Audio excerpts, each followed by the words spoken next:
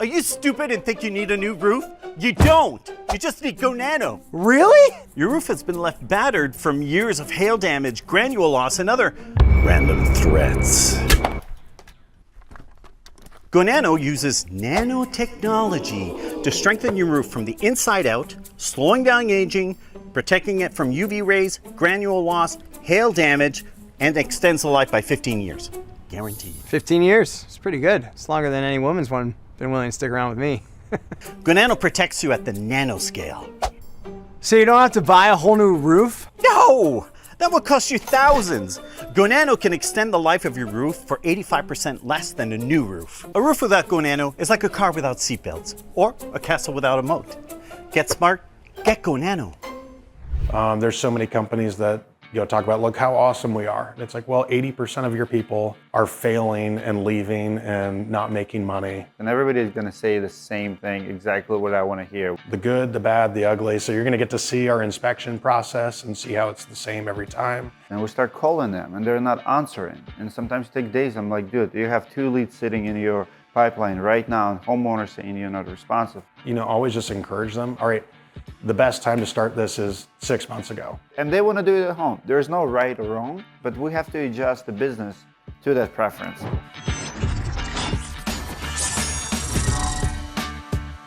Matt, my first question is, how was that workout early on? It was brutal. Did it surprise you? How do you describe 50-calorie bike challenge? The first 25 was fine, and I expected to get more and more tired, and then it just hit me like a brick wall. Like a cliff. Yeah. How long did it take you to recover from a 3-minute workout? I don't know that I would be recovered at this point had I not gotten in the cold plunge. Cold plunge helps. That was like magic. Love it. Thank you for coming. Thank you for finding time, flying in. Absolutely. Second time in Minnesota. How do you like Minnesota? I like it in the summer a lot better than I liked it in the winter. You've been here in the winter? Last time was in the winter. This is beautiful. Yeah, this is beautiful. This is pretty nice. So you've involved in multiple ventures now. If I would sit next to you on the airplane and ask you, what do? You answer. What I do is educate roofing contractors. So there's a few different ways that I do that. Restoration referral system that I started almost 6 years ago now is on the business development side. And then with Building Experts Institute, we started that 2 years ago now with Matt Mulholland and John Tillman, and focused on the technical aspects of roofing and identifying damage and working on insurance claims. How did the idea of restoration roofing systems came about? I know you've used it for your business. Do you miss the days where you were actually a contractor doing it? I do. A lot of days. A lot of times I do miss it. There's definitely times that I don't miss it. What do you don't miss? What's the hardest thing about being a contractor? It's the needing to respond quickly to emergencies, right? Like if something's leaking, or maybe we didn't even do anything, but someone has a problem and it needs to be dealt with right now. That's much more a thing than it is in training, right? Training, I can focus on building out a program and recording training and doing all that, and there's not a lot of emergencies. What if your customers have emergencies? They're usually not urgent, right? If it's like, hey, I need to train, okay, cool, you could have called me 2 years ago. You're calling me now, it's, it may be an emergency to you, but we'll deal with it in a professional, timely manner. But, it's not the same as, someone has water pouring into their house. How can contractors build actual trust versus just giving away gift cards, bribing people, real estate agents, adjusters, hey, use me? How do you build the trust? How do you describe it? What's your referral system is all about? So I think one of the first things is you have to be doing the right thing, right? Not that you're perfect, but you have the right intentions and you've thought through it and have processes to try to deliver the right outcome to your client. So that is kind of the bedrock. But how do you prove it? So let's say I meet 10 roofers and everybody's going to say the same thing, exactly what I want to hear. We do it right. We have the right team. We have office. We're responsible. So promise is always there. But promises don't build the trust, though. So what we do is what I call voluntary transparency. Okay. And so what that looks like very simply is if I get referred by an insurance agent, the first thing that I'm going to do, I've got this appointment 3 days from now at 3 o'clock. I'm going to go into whatever CRM I'm using. I'm going to create my project. I'll, usually recommend Company Cam. It makes it very easy. I'm going to share a project timeline to that agent before we even go there, before we take our first picture. And they're going to know everything that we do on your customer's property, you're going to see. The good, the bad, the ugly. So you're going to get to see our inspection process and see how it's the same every time. And we can showcase that to them. You're going to get to see how we tear off the roof and the underlayments that we're using, and our installation processes, that we're doing things the right way. And there's a lot of things that you can do to differentiate yourself and talk about the quality that you provide there. But you're also going to see where my guys dripped oil on the driveway, and you're going to see where we fixed it. And so if you're competing with someone who may be doing the right things, right? They're a good contractor, we'll say, but they're not showing it to them. Without us having to talk badly about our competition, it plants a seed of doubt in that agent's mind of going, well, these guys are doing things the right way and they're showing it to me. They've got transparency here. Why are those other contractors not showing me that they stripped the roof down to the decking? Why are they not showing me when something goes wrong and how they're fixing it? And so by volunteering that transparency, it breaks down that wall with them, and it makes it a lot easier for them to trust. What does a healthy contractor, healthy roofing business looks to you? What's healthy? I think one of the biggest indicators of health is your retention and the, I wouldn't like work-life balance, but also like the income level of your people. There's so many companies that talk about, look how awesome we are. And it's like, well, 80% of your people are failing and leaving and not making money. Why is that? Right? Like if you have a healthy business, the majority of your people, and some of that comes with being selective about who you bring on, should have an opportunity to be successful there and keep that going for a long time. I absolutely hate stack and starve model. Do you still see a lot of stack and starves out there? I don't think as much as there used to be, especially with some of the legal changes that you've seen in like the hurricane areas. I think it's made it harder for people to do that stack and starve model. I often say that a lot of contractors don't have a lead generation problem. They have a receptionist problem or process problem. My question is, how do you tell the difference between a lead problem and system separation problem? It's really easy to do a secret shopper, right? And you can find some of those breaks in the chain, those things that, the phone isn't getting answered, the emails are getting responded to 48 hours later, the things that are just no-brainers that should be addressed. I'm a big fan of looking at it also of the opportunities that you have create a dynamic. And so if I have very few opportunities, I'm going to be desperate for every one of those. And I am going to, you need me to come do an inspection? I'll be there in 30 minutes, right? Like I've got nothing going on. And it creates this dynamic of the customers in control. And they perceive that contractor as low value, even though they're maybe doing great things for them, right? Versus the guy that has his calendar booked out for 2 weeks. I'd love to go do an inspection for you. My first availability is, 2 weeks from now at 3 o'clock. Does that work for you? And they go, wow. That's, assuming there's not an emergency, right? They perceive that contractor differently. And when they show up, this is how it's going to go. This is how the process works. This is what we charge. And this is what you need to do to get on the schedule. And the policyholders or the homeowners typically fall in line with that, and they go, oh, this guy's valuable, and I don't want to have to wait another 3 weeks to get on the schedule. I need to act on it. So there's dynamics there that I think are really important, that people look at their customer service and go, we need to be ultra super fast and do everything right away. And sometimes that can work against you in the customer's perception. You know who else does a lot of secret shopping? I do, with the directory.com. We actually have so many issues with, contractors tell you what you want to hear. They're like, I'm the best, I'm this and this, so we list them.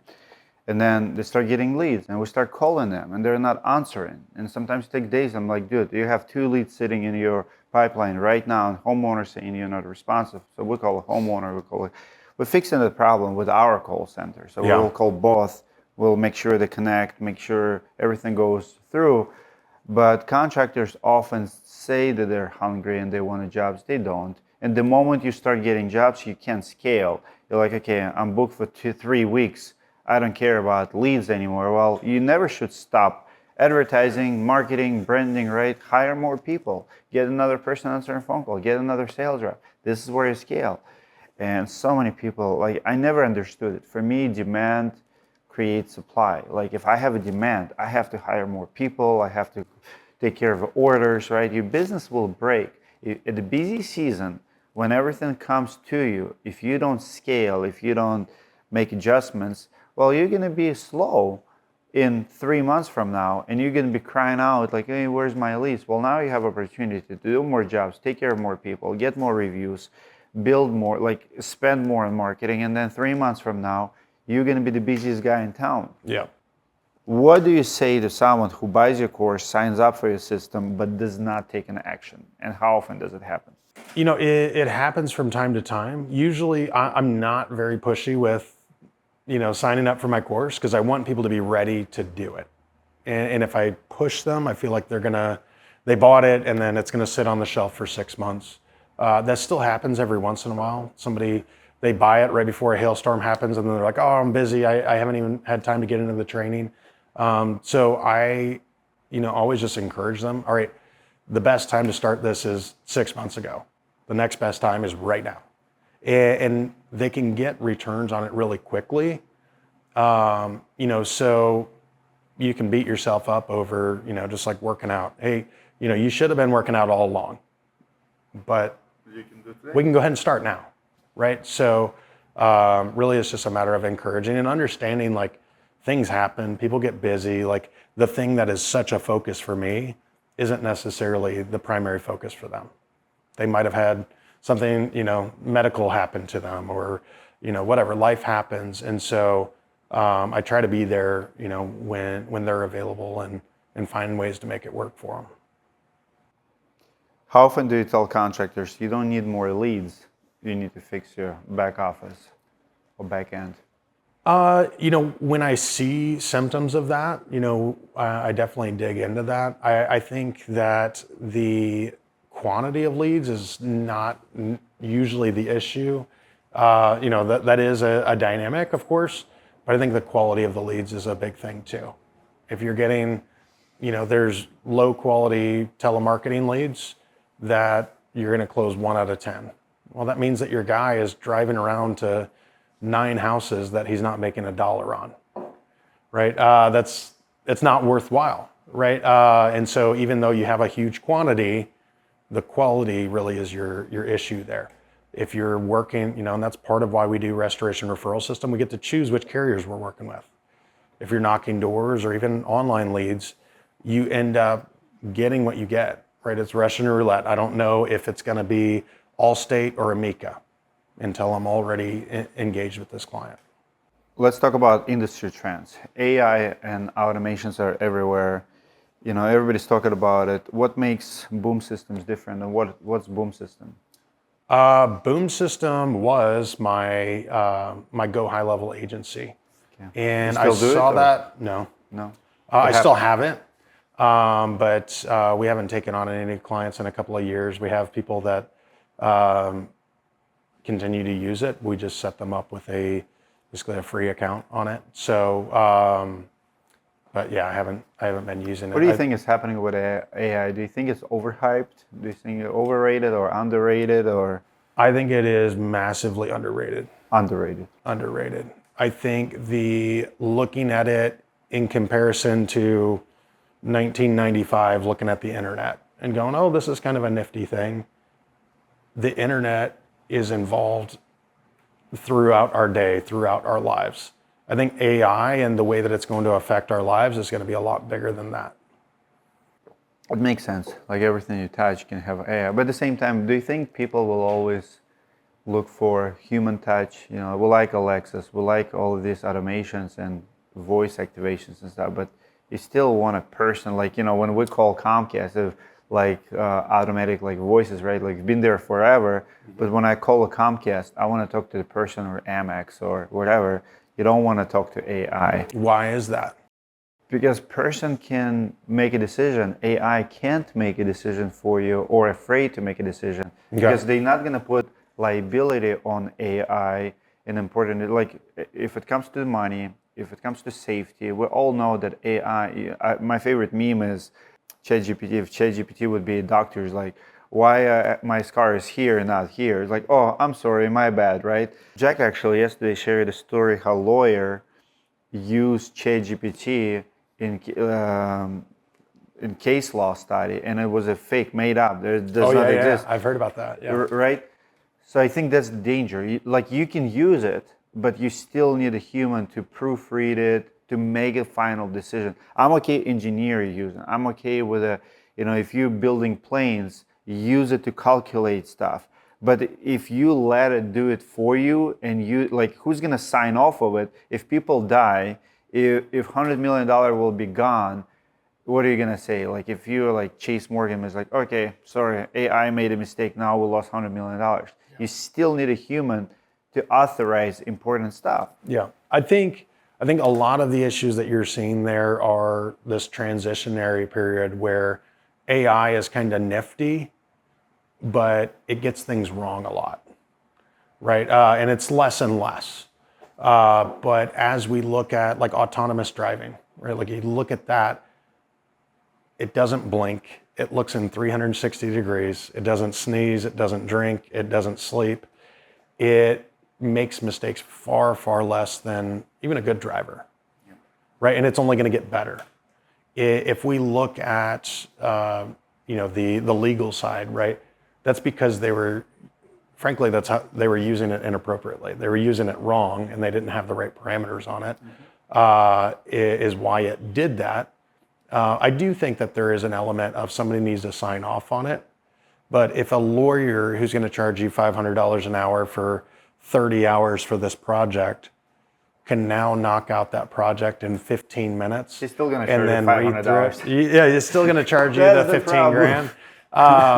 Well, to that end, though, maybe that lawyer charges you 7 grand instead of 15, but he can take on 10 times as many clients.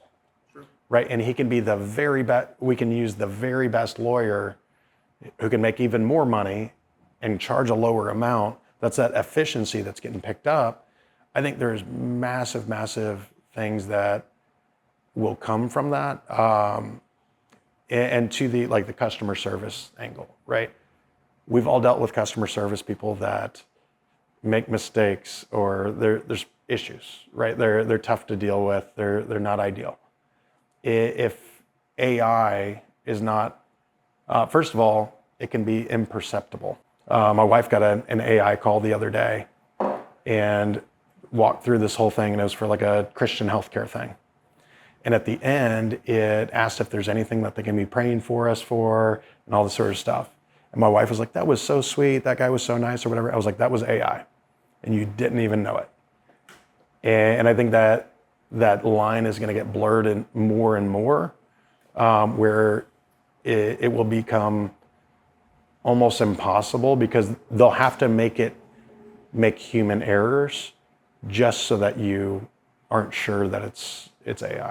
Here's what I think as far as consumer behavior goes. You know how in Florida we have way more people who are older and reading more. So if you advertise in a paper, it still works. But if you go in a big mega city and you do the ad, nobody's reading it. Nobody's gonna read it, right? So I know roofers who advertise, on TV or in print in Florida, and they kill it and they get leads because there are a lot of people who would do it. And I would argue that consumer behavior, we have old school people, and as a business owner, you have to make a decision. Who is your client? Who's your avatar? Do I target people who all in AI? Because I believe that we're going to be selling online. We're gonna like there are gonna be people literally AI agents replacing salespeople, right? Oh yeah. But I also believe there are going to be a lot of people who would not go for that experience. Like speak for myself. And guys, you tell me where you at, left or right. So we recently did a road trip to Chicago with my family, and we stopped by this Panera Bread. And so we walk in, there's no cashier, and there's like, order here. I hate that crap. I absolutely hate it. Like I see McDonald's in the airport, is like you order here, there's nobody to take order. I hate it. Like I want a human interaction. If I'm in a restaurant, and you know what pisses me the most? So they automated the whole thing. So now you have this Panera Bread, and they're asking for tips there. I'm like, tipping to who? Like you replace the person. Who am I supposed to tip? Yeah. Right. Like in Panera Bread, you always, and I'm a big tipper. Like, please, yes, I'll tip you. But now you put a machine in front of me. It does not have all the options. It does not match your menu. It's like I actually had to talk to someone. It's like because I have allergy and like I don't see it here, but I see it there. Can you custom? He's like, yeah, sure. So why are you asking for the tip? And I think people will make a decision, and a lot of people would rather go to place where there's no AI agent and there's no automation and it's old school. And I would also argue that there are going to be businesses who will advertise and do business the old way, and they're going to be very popular. Okay. You know what I mean? Like it's like there are literally people like, and when I was a contractor here in Minnesota, I remember so many people would say we would rather hire a smaller company than a bigger company because it's a preference. There's something in our DNA to support the little kids, support like people who buy my underlayment. Like there's 4 guys coming on a regular basis, just come and grab and rolls. And this guy told me yesterday, I would rather give money to you than ABC Supply, right? That's the mentality. He likes me, he likes my content. And Stacy, Lynn, thank you, shout out to you. Advanced review. And he's just like, for him, it's picking up 10 rolls from Dimitri means something than going to ABC or Beacon. It's cheaper, it's good quality. So, he's getting good deal, but it's also like doing business with people, I think so. And I think as AI does take over more and more things, I think people are going to crave that human connection. Right. And so that I think there's definitely always going to be a place for that where as human beings, we want to connect with each other. Right. And so if everything is just AI, it's all automated, there's cool, neat things with that. Right. But I think that's going to create niches where people go, I want a human experience. I want to talk to somebody. I want to engage with somebody. I think, frankly, there's a lot of cool automation stuff we can do with like agent referrals. Right, I can set it up so it's so easy for them to refer a client over to this contractor. And I want to do that. I want to use AI for that. But I also don't think that AI is going to sit down with them and learn about them and make a friend with them in a way that they go, this is the contractor that I'm using. And so I think you have to be smart about how you're using it without just completely removing that human element, because then it does just, especially things that are relational. Guys, comment below if you're new school or old school. Do you personally love doing business old way or new way? Do you like automations? Do you like ordering through computers? Or do you like when it's old school? New school or old school in comments. I read all of my comments. We're going to calculate them. I'm just curious where my audience is. So here's something with what you were talking about, the receptionist not answering, them taking forever. If AI can do that perfectly, that problem's solved. But you still want that relational side. You still, and I think the problem right now, it can be both. I think it can be both. Yeah. I think it can be both. And I think in an ideal world, if I would build a roofing company today, right? Like you can say, would you rather talk to, AI agent or human? Like imagine that, like press 1 for human connection, press 2 to make it faster. They do it when you call like airplanes, for example. They're like, would you like to stand on the phone or ask to call you back? Mm-hmm. Right? So you have options. And sometimes you have that opportunity to pick. And I think as we progress in this AR world, people will be choosing who they want to.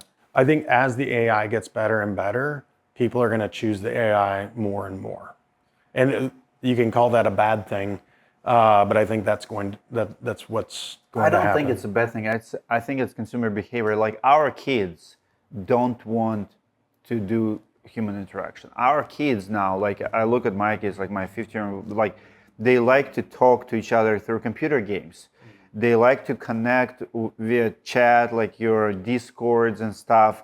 They like that interaction. They like this virtual world, and they have no problem talking to AI or agent bots or like everything else. Like my kids, like let's order food.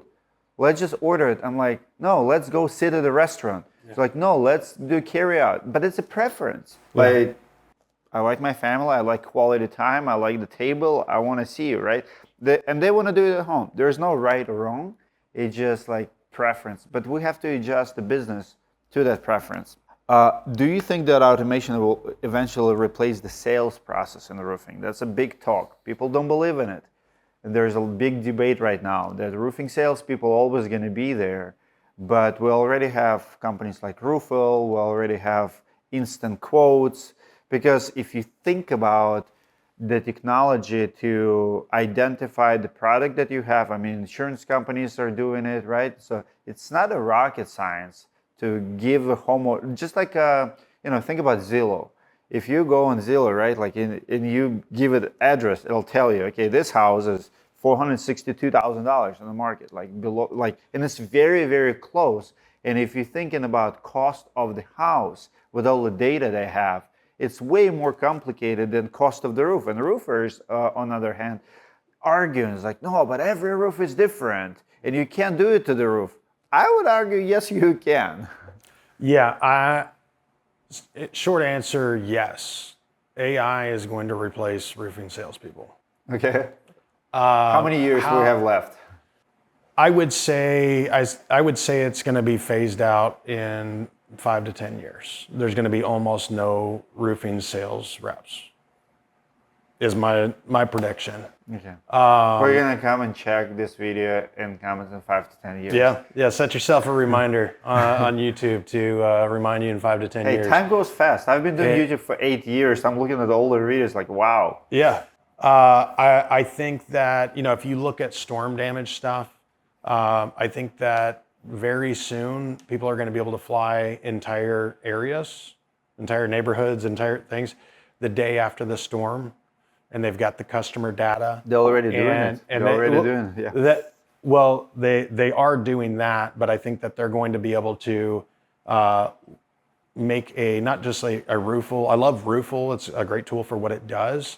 But there's always I need to go out on scene and confirm some details and some little things. I think it's going to know the amount of step flashing that you have. It's going to see where the decking is sagging. It's going to do a lot. I think it can get a lot closer.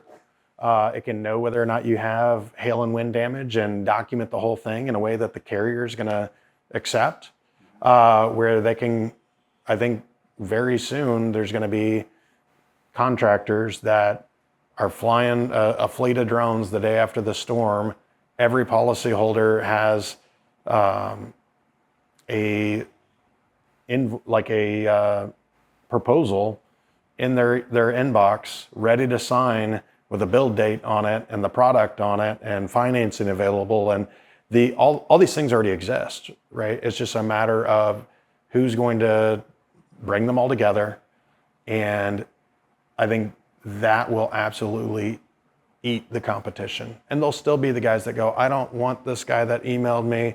I want, Chuck from down the road that I go to church with. I want him to do my roof. Cool. He can still do some of that, but I think it's going to get the pie is going to get a lot smaller for the people that don't innovate. And again, call it a good thing or a bad thing, but I think that movement is happening. Absolutely. Do you think that the restoration industry is going towards more compliance and red tape, more regulation, or what we see in Texas, or is still the Wild West? I think that like here in Minnesota, they passed a law, which I think is great, that contractors need to provide an estimate for the scope of work that they're providing. Mm-hmm. I love that. I think that's great. I think there's other states already looking at that and looking at adopting that. I think that's going to spread a lot. You've got states like Texas. How do contractors react to it? There's contractors, I heard, some contractors in Arkansas that think it's the end of the world. They think it's the worst thing in the world. And So you providing the estimate is the end of the world. for you as a contractor to say this is how much it costs for me to do the job that I do. It's crazy. It is, and I think. Why do you think it's such a big problem? Is it because they're lazy and grandfathered into this, like sign this contingency for insurance proceeds? So I think what it is you've got a whole generation of roofers, and I fall in that same generation of roofers, right? That started in this industry at a time where it was you don't need to write an estimate. You identify some damage, tell the customer to file a claim. The adjuster comes out, they write an estimate, you send it off to supplement.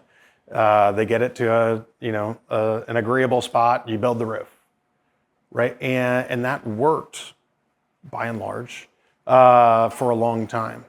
The problem is that it's based on a misconception of how insurance works, right? A policyholder, their duty is to prove their loss, right? And they need to go, I suffered this loss. Here's how much it's going to cost to fix it. Give me my money. Or let me know why you don't owe me for this money, right? Maybe I don't have coverage, or maybe, whatever it is, the scope is wrong. But now I'm claiming I need this.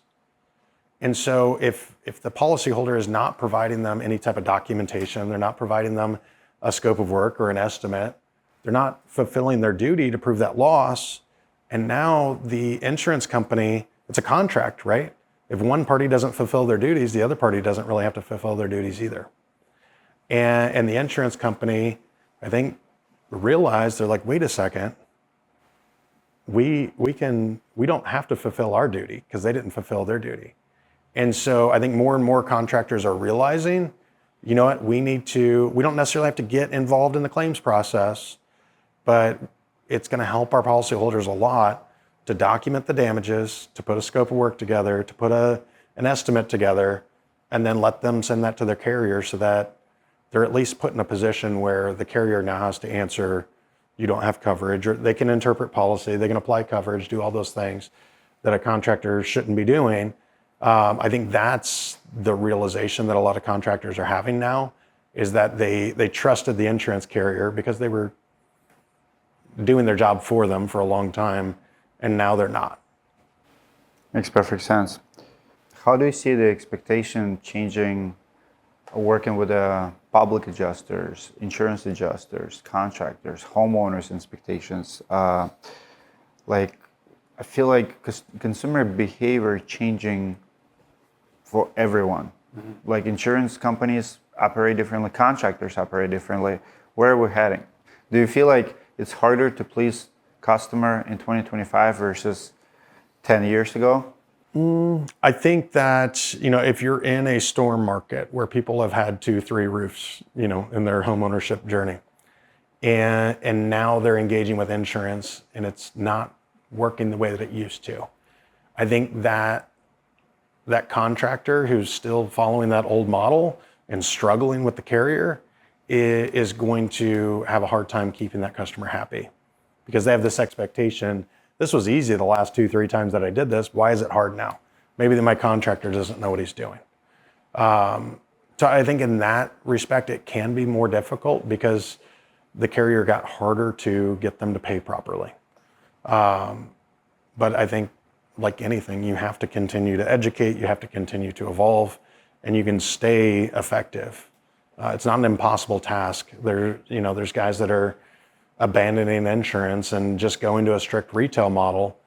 And I think they're kind of missing that concept of, yes, in a sense, you can be a retail model, provide your estimate, provide your scope of work, but also if it's an insurance claim, you're doing your customer a disservice if you don't document the damages for them.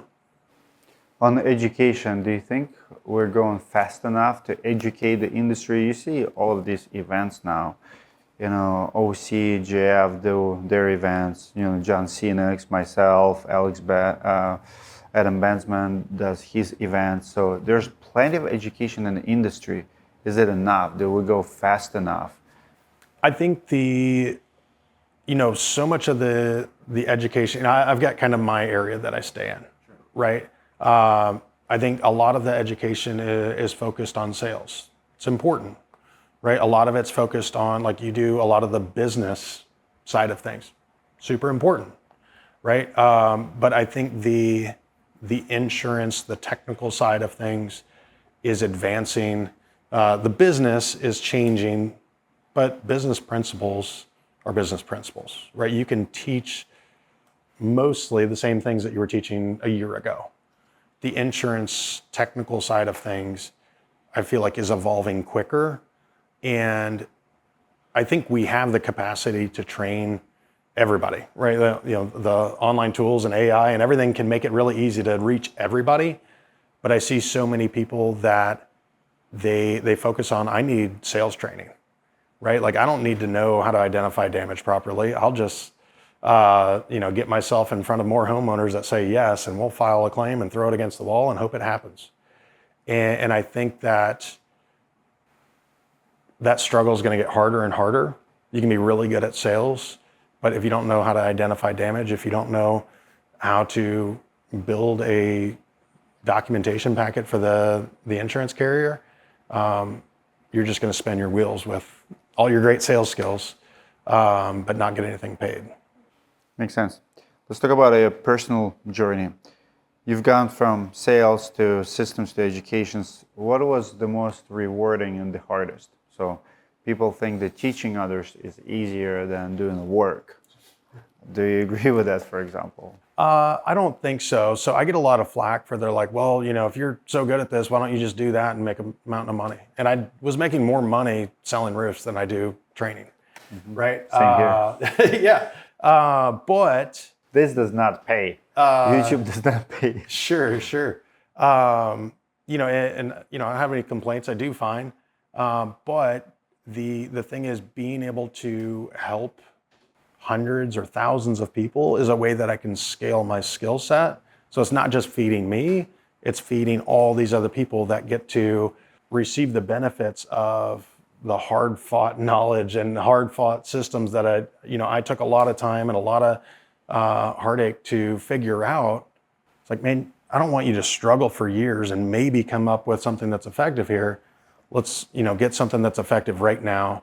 So to me, that's a really fulfilling thing, to be able to see guys that are working 70 hours a week to make $100,000 a year, to, hey, maybe I'm working 40, 50 hours a week and I'm making $300,000 a year. That's a big win. That the freedom that provides them to make decisions in their life is. What would you say the biggest career risk that you took that paid off? I would say building consulting, which is kind of something that a lot of people don't know about. I don't talk a lot about.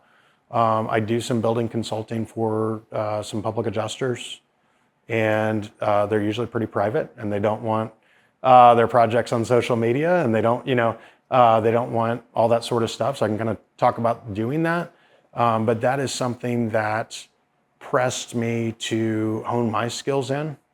When you're working on multi-million-dollar claims, when you're going out and doing your inspection and you're never going to be back to that property, you need to do a good inspection, right?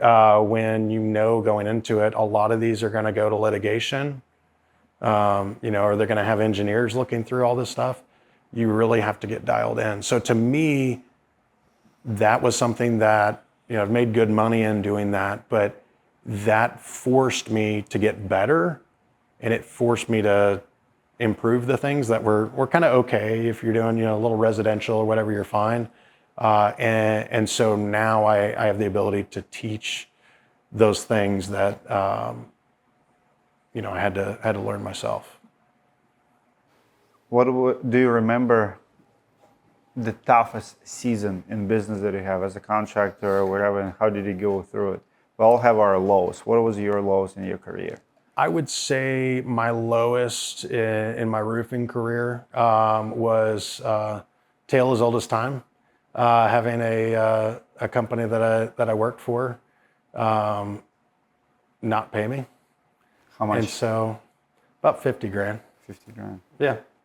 And that's What kind was of the reason? What was their excuse? the reason was he. We won't talk about who this person is. He'll probably watch the show, so it'll be interesting. He hired a personal assistant who was a young female, and his door that was always open stopped being open, and found out that he was funneling a bunch of the business's money to this individual, and they were very close. Put it that way. At the same time, I was good friends with his wife. It's, important. And so to me, that's a big deal. Like the integrity, like even if everything's going fine in business, if I see that you don't have integrity, I assume you're gonna screw me over too. Did you quit or I quit. You quit? I quit. And he did not pay you. And he was like, hey, everything that you've done, you're getting paid on this, and I was like, okay. And, so I kind of had to start over from scratch. And so going through that, and that was going into the fall, winter, starting over your pipeline from scratch is difficult. And so that was a really rough time of that money not coming and having to wait on the new pipeline to build up. Why didn't you sue him? Again, tale as old as time, didn't have a really good employment contract. So anybody that's out there, if you're the employer or employee and everything's going great, that is the best time to go, hey, you know what? I realize we don't have all these terms laid out. Let's sit down together and lay these terms out just so that we both are communicated. That's totally reasonable. If somebody's like, I'm not going to do a contract with you, leave now. Right? And not say like, I'm going to dictate all the terms of this. But again, I learned a lot of lessons through that. I've, talk about it. It was a rough time for me. I don't hold a grudge against that guy. He's a broken individual like we all are. And, I hope he's doing well. Can you name one book that changed your business a lot that you can give more credit than others? Oh man, there's so many. I am a big fan of books, so picking one is hard. Just one, like name one. Maybe it's a person, maybe it's someone behind the book. I would say one of my favorite books that just really opened up my mind was Super Communicators. I don't know if you've ever read that one. It is really, really interesting. Helped me understand more about the way that relationships are built and the way that trust is built and the way that people communicate and what's really happening behind the scenes. So I think that's an important thing. But again, there's so many books. Talent Code is a really great book if you've ever read Talent that. Code? Talent Code. No. Made to Stick is a really great book on branding. I could go on and on. What's one belief about roofing sales that needs to die? I would say the belief that proving the loss is the adjuster's job needs to die. And the sooner you can kill that thing, you have to be the one to kill it. Why is that? Well, because you're going to continue to hope that the adjuster does that job for you. Because if you think it's their responsibility, you're going to be frustrated. And man, why won't they just, prove this claim? It's not their job. Their job is to look at what you've claimed. You haven't claimed anything. And you don't know how to oftentimes. And oftentimes, yeah, you don't know how to. You got to do something. So like, obviously we go really into like, here's how you can do a really, really great job at proving that loss and do it as a contractor or do it as whatever your role is. But even if you just did a mediocre job, you're not going to do the job at all if you don't think that it's your job. Got it. Finish the sentence. Most contractors fail because. Man, they're good questions, but I don't have an immediate snapback on it. I would say most contractors fail because they think that other people are like them. They think that their salespeople have their work ethic. They think that their customers buy like they do. they think that, and sometimes those things are true, Sometimes not. sometimes they're not. Great And so answer. the more that you can understand your customer and your employees and where they're coming from and what motivates them and why they're making the decisions that they're making, I think you can change a lot of things. What's the worst referral strategy you've seen people try? The specifically with insurance agents, which is that's my bag. The worst referral strategy that I've seen is what most people do, which is, oh no, you know what it is? It's my former competitor. So when I started Restoration Referral System, about a month later, I found there was a guy that was teaching contractors how to create referral relationships with insurance agents. And I was like, oh, okay, fair enough. And I reached out to him and he was like, kick rocks, kid. I don't want to talk to you or whatever. I was like, all right, whatever. Like I was trying to like, hey, there's plenty here. Let's just, introduce myself type of a thing. And their entire strategy. So this guy charged twice as much as I do, which still blows my mind. He's out of business now, but, and I won't. I wonder why. Yeah. But his strategy was you go buy a bunch of jars and have your logo etched onto them and fill them up with candy. And then bring it to the insurance agent's office and drop it off and don't say anything.